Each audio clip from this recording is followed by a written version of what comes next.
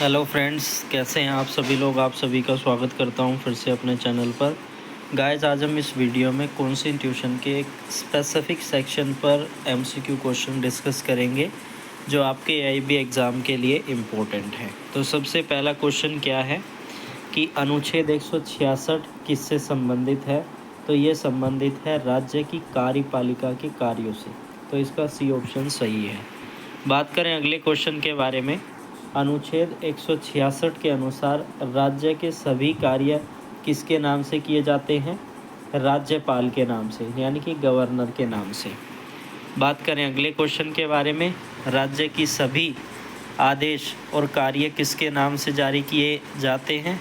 यानी कि आपको एक ही क्वेश्चन दो तरीके से पूछा जा सकता है। या तो आपको पर्टिकुलर सेक्शन के बारे में पूछ लिया जाएगा, या घुमा के ऐसे भी पूछ लिया जा सकता है कि राज्य के सभी आदेश और कार्य किस नाम से जारी किए जाते हैं। तो राज्यपाल के नाम से। दोनों का जवाब एक ही है। बात करें अगले क्वेश्चन के बारे में कि अनुच्छेद 166(2) के अनुसार या आर्टिकल 166(2) के अनुसार आदेश का प्रमाणीकरण कौन तय करता है। यानी कि उसकी ऑथेंटिकेशन कौन यह करता है। यानी कि कोई भी कार्य जो राज्य के द्वारा किया जा रहा है राज्यपाल के नाम से, तो राज्यपाल ही उसे ऑथेंटिकेट करेंगे। तो प्रमाणिकता किसके द्वारा दी जाएगी? राज्यपाल के द्वारा। तो इसका सी ऑप्शन बिल्कुल सही है। बात करें अगले क्वेश्चन के बारे में। यदि कोई आदेश राज्यपाल के नाम से प्रमाणित किया जाता है तो उसकी वैधता पर प्रश्न नहीं उठाया जा सकता। तो बी ऑप्शन इसका बिल्कुल सही जवाब है। बात करें अगले क्वेश्चन के बारे में। अनुच्छेद 166(3) राज्यपाल के किस कार्य का अधिकार देता है।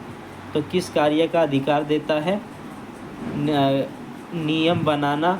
उसके संबंध में यहाँ पर 166 सबसेक्शन 3 में बताया गया है कि राज्यपाल जो है राज्य को ध्यान में रखते हुए राज्यपाल के नाम से यहाँ पर नियम बनाए जा सकते हैं।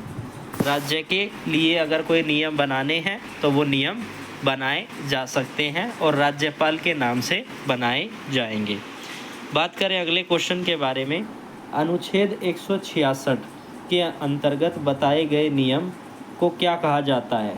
तो इसको रूल ऑफ बिजनेस कहा जाता है, इंग्लिश में समझे, या हम हिंदी में समझे तो शासन कार्य नियम कहा जाता है। बात करें अगले क्वेश्चन के बारे में कि ये 166 किस पार्ट में है, किस पार्ट में है, किस भाग में है। तो ये पार्ट नंबर किसके अंदर आता है? 6 के अंदर। बात करें अगले क्वेश्चन के बारे में कि इस अनुच्छेद के तहत राज्यपाल के नाम से कार्य करने का क्या उद्देश्य है। तो इसका उद्देश्य क्या है कि प्रशासनिक एकरूपता बनाए रखी जाए। बात करें अगले क्वेश्चन के बारे में कि अनुच्छेद 166(3) के अंतर्गत बनाए गए नियम किसकी सलाह से बनते हैं। तो मंत्री और मंत्रिमंडल, मंत्री और मंत्री परिषद के सलाह से बनते हैं। तो इसका बी ऑप्शन बिल्कुल सही है।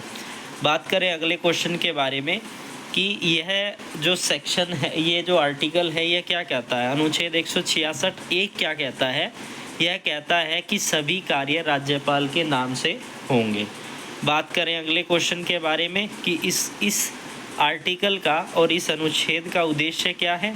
इसका उद्देश्य है कि राज्यपाल की कार्यपालिका शक्ति को स्पष्ट करना, यानी कि जो भी एग्जीक्यूटिव पावर दी गई है गवर्नर को, उसको स्पष्ट कर देना।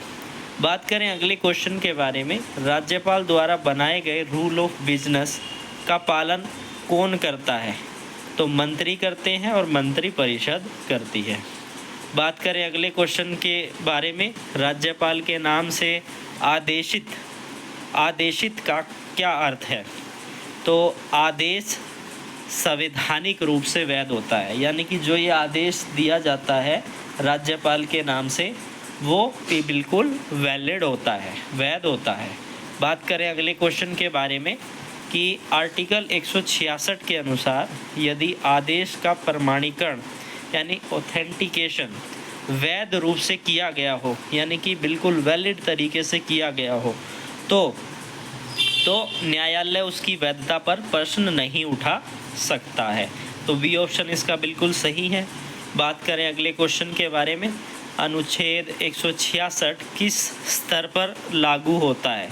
तो ये राज्य स्तर पर, क्योंकि राज्य के बारे में यहाँ पर ये प्रोविज़न बात करता है, ये आर्टिकल बात करता है गवर्नर के संबंध में।